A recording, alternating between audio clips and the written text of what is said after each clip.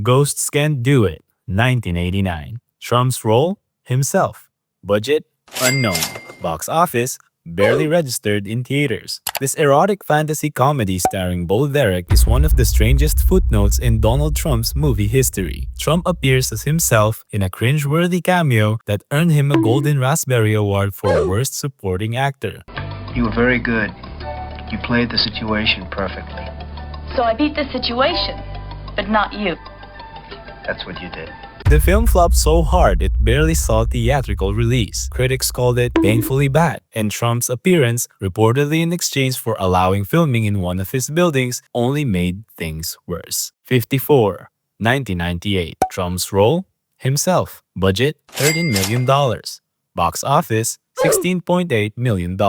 54. A film about the legendary Studio 54 nightclub was a box office and critical disappointment. Trump reportedly filmed the cameo as himself, but it was cut from the theatrical release. Even without Trump, the film flopped due to poor writing, rushed edits, and a messy tone. The director's cut years later revived interest, but Trump's scene remained shelved.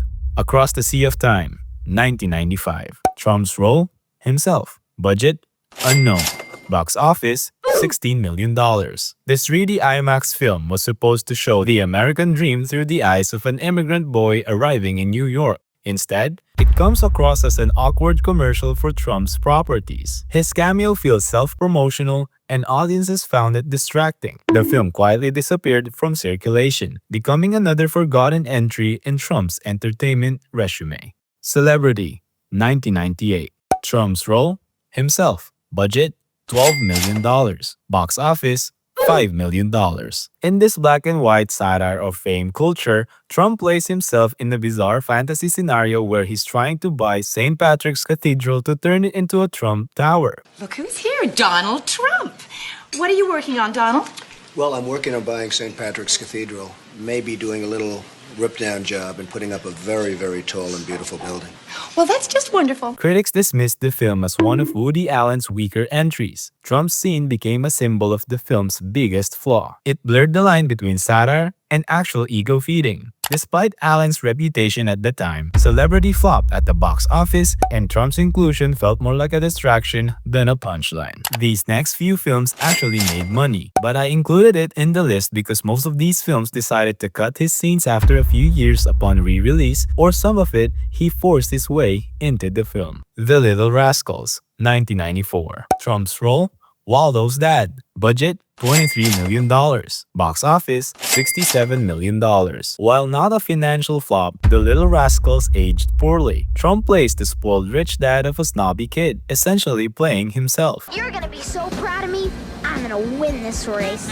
Waldo, you're the best son money can buy. Though it made money, critics were unimpressed. The scene is not inherently good or bad, but its reception has been significantly impacted by the passage of time and Trump's subsequent career. Wall Street, Money Never Sleeps, 2010. Trump's role? Unknown. Probably himself. Budget? $70 million.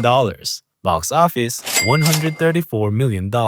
Although he was reportedly set to appear in the sequel to Wall Street, Trump was either cut or left uncredited. The movie doubled its budget, but failed to match the cultural impact of the original. Critics panned it for lacking substance. And with Trump's Wall Street persona considered cliché by then, the filmmakers may have dodged the bullet by leaving him out. Is this the one and only Gordon Gekko? Hey, Donald, what are you talking about? You're the one and only. So now I've got competition. Well, the 80s are no longer, Gordo. The world is a tough place. Home Alone 2, Lost in New York, 1992. Trump's role? Himself. Budget? $28 million. Box office? $359 million. This movie made a lot of money. Trump's now infamous cameo where he briefly gives directions to Macaulay Culkin wasn't in the original script. Excuse me, where's the lobby?